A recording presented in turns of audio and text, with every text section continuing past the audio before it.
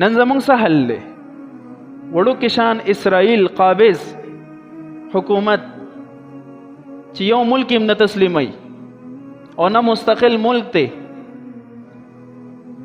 د پاکستان به د پاسپورت باندې لیکلی دی چې د اسرائیل نه علاوه دا پاسپورت د هر ملک د پاره کارآمد دی. بدې معنی ته هر ملک ته تللی شي، دې ته نه. ولې نشي تللی؟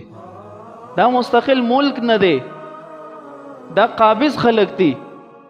د دې مثال داسې دی چې یو انسان تا کره ملمه راشي، تا کره یو شپه دوه شپې درې شپې تیرې کي او ته ښه ملمستیا وکړي او دوه درې شپې پس دا اعلان وکړه چې دا کور زما دی، دا د کور نه دی، نو څه د خیال دی؟